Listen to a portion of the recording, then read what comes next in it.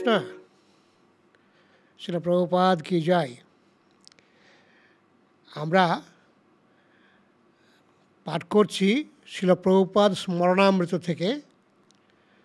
এতে শ্রীল প্রভুপাদের সেবক হরিশরি প্রভু তার অভিজ্ঞতার কথা বলছেন। তিনি বলছেন, শ্রীল প্রভুপাদের সেবক হিসেবে তিনি আমাকে প্রথম যে নির্দেশ প্রদান করেছিলেন তা হচ্ছে, এখন সারা দিনের 24 ঘন্টায় আমার সঙ্গে থাকা, এই হচ্ছে তোমার একমাত্র কাজ। একমাত্র ঘুমানোর সময় ছাড়া আমি অবশ্য সেই নির্দেশ আক্ষরিকভাবেই গ্রহণ করেছিলাম।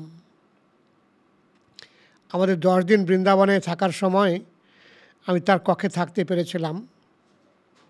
সারা দিন আর সারা রাত্রি সর্বক্ষণে তিনি কি কি করছেন, কি বলছেন, তার সমস্ত আচরণই প্রত্যক্ষ দর্শন করার সুযোগ আমি পেয়েছিলাম। একটা বিষয় আমি সবথেকে স্পষ্টভাবে উপলব্ধি করেছিলাম যে শ্রীল প্রভুপাদ ছিলেন জীবন্ত প্রাণবন্ত শ্রীমদ্ ভাগবতের মতো। অর্থাৎ শ্রীল প্রভুপাদ ছিলেন ব্যক্তি ভাগবত, গ্রন্থ ভাগবত আর ব্যক্তি ভাগবত। যিনি নিজের জীবনে ভাগবতের সমস্ত বিষয়গুলি প্রয়োগ করেছেন, পালন করছেন, তিনি হয়ে যান ব্যক্তি ভাগবত। তো শ্রীল প্রভুপাদ ছিলেন ব্যক্তি ভাগবত।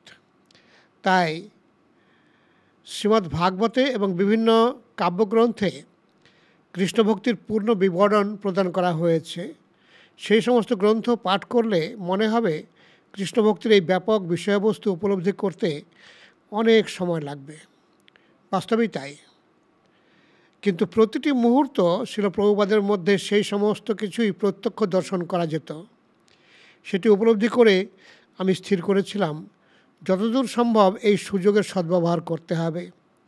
তিনি কীভাবে কী করছেন, কীভাবে পরিচালনা করছেন, কীভাবে কথা বলছেন, কীভাবে হাঁটছেন, কীভাবে বিশ্রাম করছেন এবং বিভিন্ন ব্যক্তির সঙ্গে কীরূপ আচরণ করছেন, এই সমস্তই ছিল লক্ষ্য করার মতো কৃষ্ণভক্তির শ্রেষ্ঠ উদাহরণ।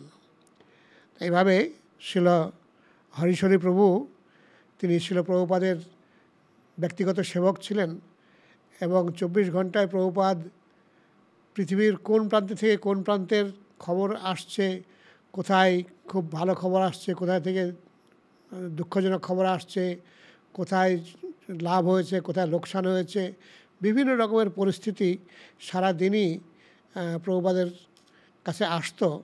আর সেই সব বিষয় হরিশরি প্রভু লক্ষ্য করতেন।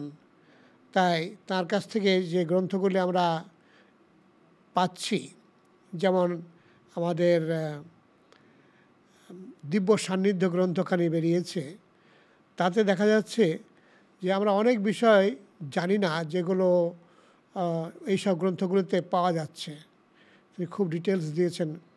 তাই আমাদের সৌভাগ্য যে হরিশরি প্রভু প্রভুপাদের এই সমস্ত বিষয়গুলোকে লিপিবদ্ধ করেছেন এবং সেগুলো আমরা পড়ার সুযোগ পাচ্ছি।